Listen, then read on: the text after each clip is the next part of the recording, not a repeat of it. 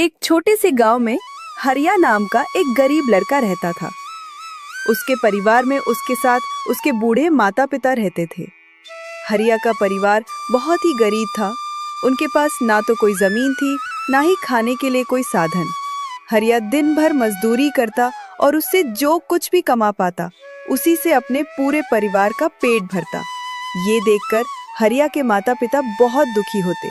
हमारे पास न तो छत है और न ही जमीन का एक टुकड़ा। हमारा बेटा उत्तम दिन रात दूसरों की जमीन पर पसीना बहाता है और बदले में बस कुछ सिक्के मिलते हैं। लगता है जैसे हम उसके कंधों पर बोझ बन गए हैं। अरे भाग्यवान, तुम फिक्र मत करो। हमारा बेटा उत्तम बहुत मेहनती है। उत्तम ने कभी किसी का बुरा नहीं किया। वह मन लगाकर मेहनत करता है। उसने अपने जीवन में बहुत कठिनाइयां देखी हैं, पर उत्तम ने कभी हार नहीं मानी। तुम देखना शांति, एक दिन हमारा बेटा भी बहुत धन कमाएगा और फिर सारी परेशानियां दूर हो जाएंगी। देखना। हाँ, उत्तम हमेशा सोचता था कि आज भले ही वो गरीब हो और परेशानियों से घिरा हो, पर उसे यकीन था अगर वो ऐसे ही मन लगाकर मेहनत करता रहेगा तो एक दिन उसका भाग्य भी बदलेगा और उसकी सारी परेशानियां खत्म हो जाएंगी। एक दिन उत्तम राम प्रसाद जमींदार के खेत में काम कर रहा था। राम प्रसाद खेत के पास एक पेड़ के नीचे बैठा था।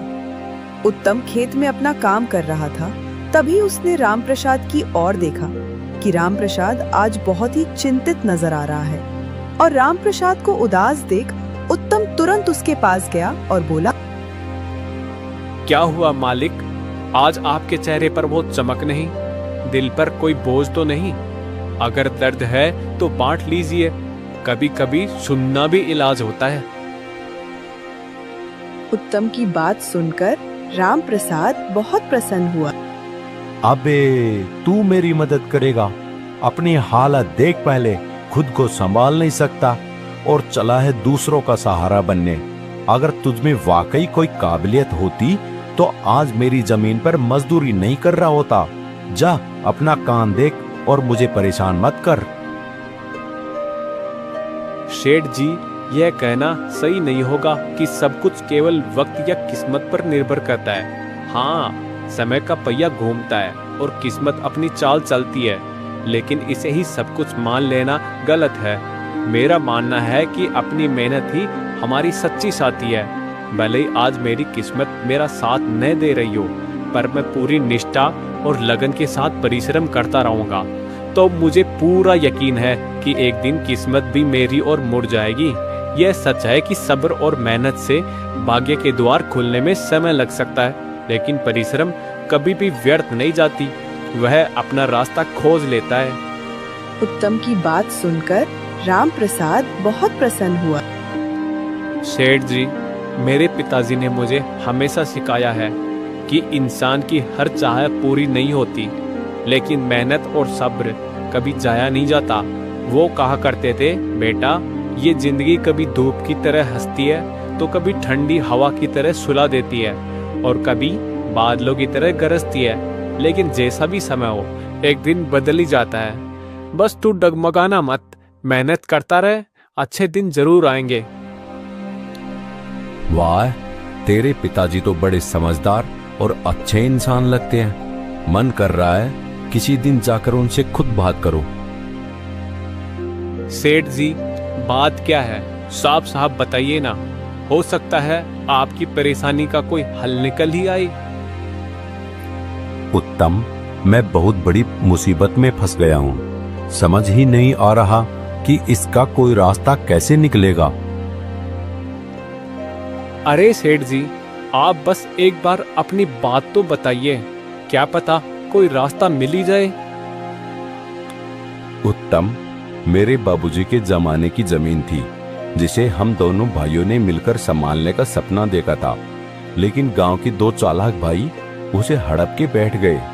केस दर्ज करवाने की सोची थी, पर गांव के सभी बड़े लोग उनके ही साथ खड़े हैं। अब तो वो खेत जोतने भी लगे हैं और मैं बस तमाशा देखता रह गया हूँ। मन बहुत बेचैन है, समझ नहीं आता आगे क्या करूं। देखो सेठ जी, ये जमीन का मामला अब आसान नहीं रह गया। कानून का रास्ता भी अगर अपनाओगे तो ज्यादा फर्क नहीं पड़ेगा, क्योंकि जिनसे आप लड़ रहे हो उनके पीछे पूरे गांव के बड़े चेहरे खड़े हैं। ऐसा लगेगा जैसे अकेला आदमी तूफान से टकरा रहा हो। उत्तम, अब तू ही कुछ समझा। मैं तो रोज रोज सोच सोच के थक गया हूँ। जिस जमीन को मैंने बचपन से अपनी आंखों के आगे देखा, वो अब धीरे धीरे हाथ से निकल रही है। बेबसी ऐसी है कि कुछ कर भी नहीं पा रहा। उत्तम ने सिर झुकाया, थोड़ा सोचा और फिर ठहर कर बोला, सेठ जी, घबराइए मत। हर मुश्किल का कोई न कोई रास्ता जरूर निकलता है। अगर आप मेरा कहा माने तो मेरे दिमाग में एक तरीका है जिससे आपकी जमीन फिर से आपको मिल सकती है। अगर सच में कोई तरीका है तो फौरन बताओ उत्तम, क्या है वो रास्ता? उत्तम ने सेठ राम प्रसाद को अपनी तरकीब शुरू से आखिर तक अच्छी तरह समझा दी। राम प्रसाद ने जब सारी बात सुनी तो वो हैरानी में पड़ गया। उसे यकीन नहीं हो रहा था कि इतना सीधा रास्ता उसकी समझ से कैसे छूट गया। बाप रे उत्तम, तेरे दिमाग की तो दाद देनी पड़ेगी। जो तरीका तूने बताया है वो सच में कमाल का है। अब तो पूरा भरोसा है कि मेरी जमीन मुझे वापस मिल जाएगी।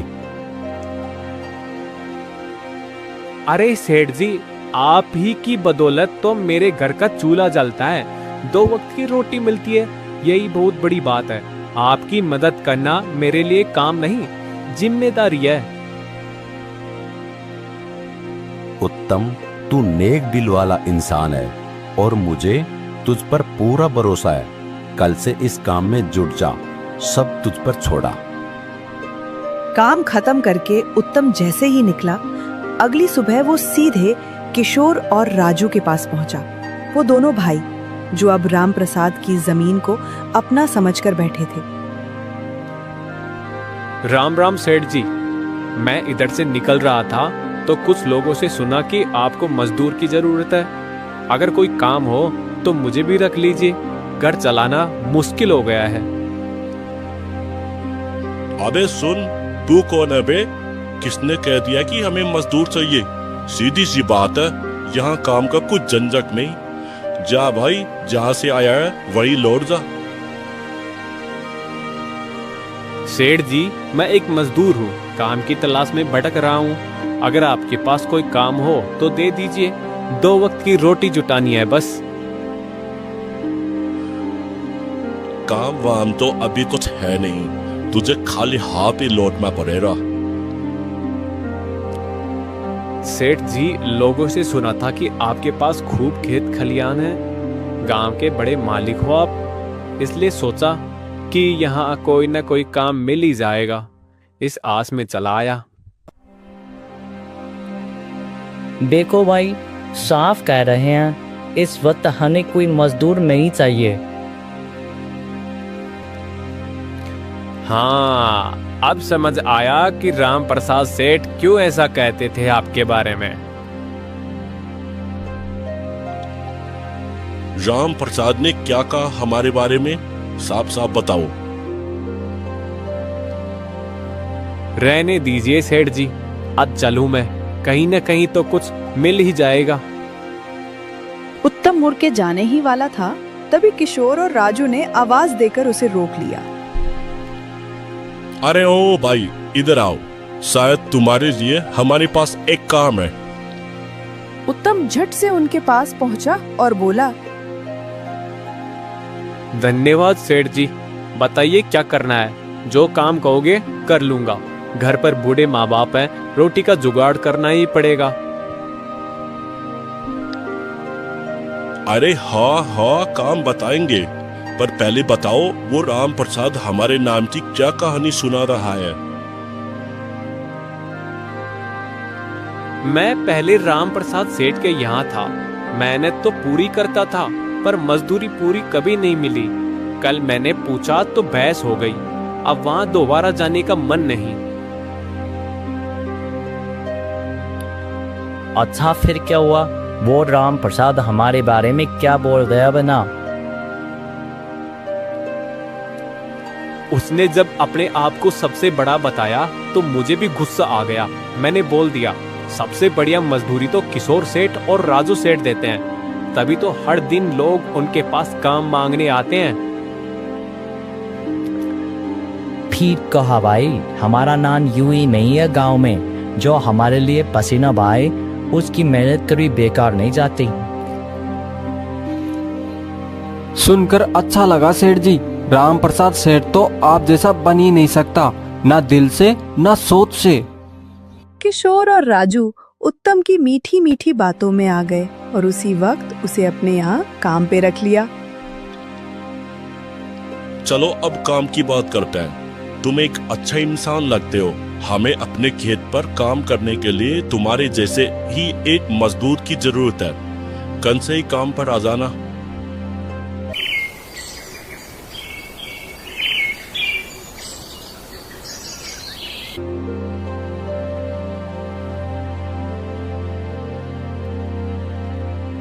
भाई राजू, देख रहा है तू, ये तो पूरे खेत का बोझ अकेले उठा रहा है। सही किया जो इसे हमने यहीं रख लिया। हाँ भाई, आप सही कह रहे हो।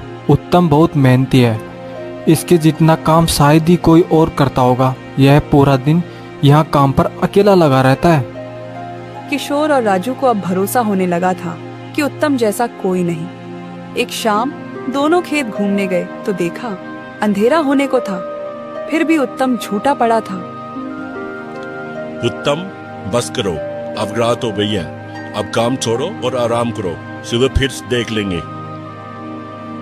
सेठ जी, हमारे नसीब में आराम कहाँ लिखा है? घर पे बूढ़े माँ बाप है, कुछ ना करूँ तो उनका पेट कौन भरेगा? घर बैठने से अच्छा है कि खेत में लगा रहूं। बिल भी लगा रहता है और रोटी का जुगाड़ भी। आप लोग जाइए, मैं ठीक हूँ। ठीक है उत्तम, हम चलते हैं। तू जब काम निपटा ले आराम से घर निकल जाना। शाम को खेत का जिम्मा उत्तम को देकर किशोर और राजू निकल गए थे, लेकिन सुबह जब लौटे तो देखा खेत में पुलिस खड़ी है। दोनों घबरा गए। साहब, क्या हुआ? कोई बात है क्या जो आप खुद यहाँ आए दे? क्या यह जमीन तुम दोनों की है? हाँ थानेदार साहब, यह जमीन हमारी है। फिर तो तुम दोनों को ले जाकर जेल में डालना ही पड़ेगा। ये क्या कर रहे हैं थानेदार साहब? हम कुछ समझे नहीं, आप क्या कहना चाह रहे हैं? अभी तुम दोनों बहुत अच्छे से समझ जाओगे। वह देखो तुम्हारी जमीन से क्या निकला है। थानेदार के कहते ही दोनों भाई जब पलट कर देखते हैं तो वहाँ उनकी जमीन में एक लाश दबी हुई थी, जिसमें सिर्फ कंकाल बचा था। यह देखकर दोनों डर जाते हैं। थानेदार साहब, यह किसकी लाश है और यह हमारे खेत में कहां से आ गई? अब ये मत कहना कि तुम्हें कुछ नहीं पता। लाश तुम्हारी जमीन में मिली है और शक तुम पर है। साहब, हम तो खुद हैरान हैं, ये किसकी लाश है और यहाँ कैसे आई? कुछ समझ में नहीं आ रहा। अब कोई नाटक नहीं। कोर्ट में तो तुम दोनों को फांसी या उम्र कैद से कम कुछ नहीं मिलने वाला, समझे? फांसी और उम्र कैद की बात सुनकर दोनों भाई डर गए और थानेदार के सामने गिड़गिड़ाने लगे। थानेदार जी, हम भगवान की कसम खाते हैं, हमें नहीं मालूम ये लाश यहाँ कैसे आई।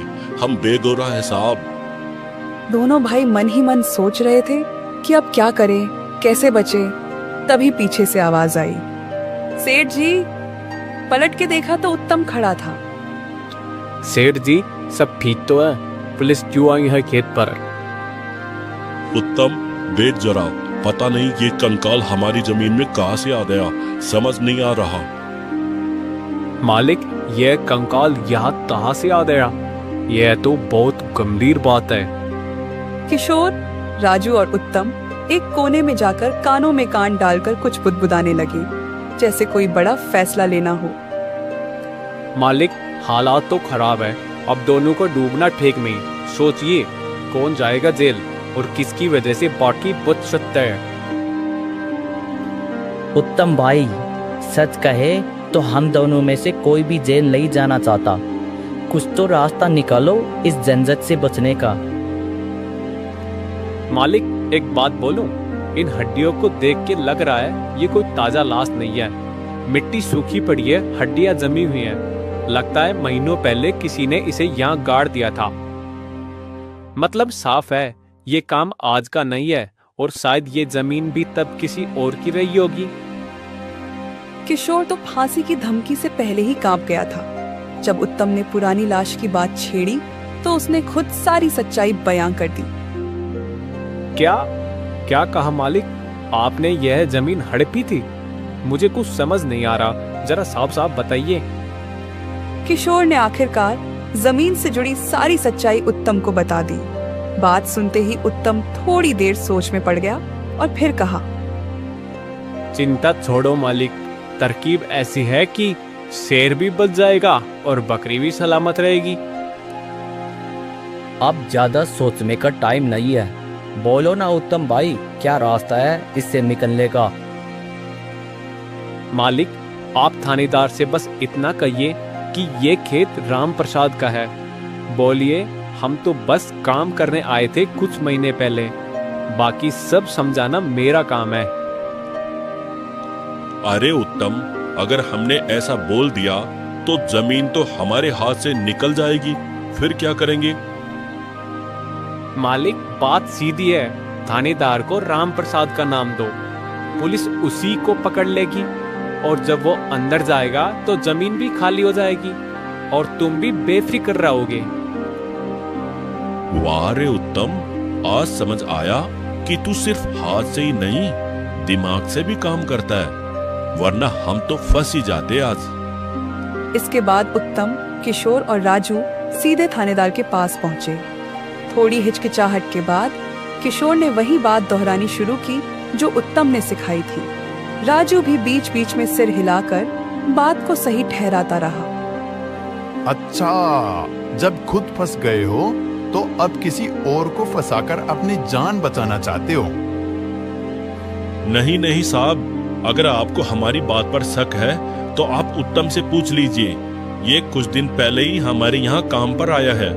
इससे पहले तो सीधा राम प्रसाद सेठ के यहाँ मजदूरी करता था। बोलो उत्तम, सच्ची बात बताओ, ये जमीन किसकी है? थानेदार साहब, ये खेत असल में सेठ राम प्रसाद का है। किशोर सेठ और राजू सेठ तो बस कुछ महीनों से इसमें खेती करवा रहे हैं। जमीन इनकी नहीं, बस काम करवा रहे हैं यहाँ। तुम कह रहे हो ये जमीन राम प्रसाद की है, लेकिन कागजों में तो अब तक तुम्हारा ही कब्जा दिखा है। हमारे थाने से खबर मिली थी कि इस जमीन पर केस भी चल रहा है। अब बताओ सच क्या है? अगर तुम्हारी बात सच्ची है तो राम प्रसाद को यहीं बुलाओ, हम उसी से पूछेंगे। उत्तम सीधे दौड़कर राम प्रसाद सेठ के घर गया। कुछ देर बाद वो लौटा, मगर राम प्रसाद अकेले नहीं था, उसके साथ गांव के सरपंच भी थे। यहाँ क्या हो रहा है? यहाँ इतने लोग क्यों जमा हैं? देखिए सरपंच जी, मामला गड़बड़ है। जहाँ से कंकाल निकला वो जमीन इन्हीं दोनों सेठों के कब्जे में थी। अब जब बात बिगड़ी तो कह रहे हैं जमीन राम प्रसाद की है। थानेदार ने पूरा किस्सा सरपंच के सामने रख दिया। कंकाल से लेकर जमीन के झगड़े तक सब कुछ साफ साफ। ये सुनते ही किशोर सेठ के चेहरे से रंग उड़ गया। अब उसे समझ आ गया कि अगर सरपंच ने भी साथ छोड़ दिया तो बचने का कोई रास्ता नहीं बचेगा।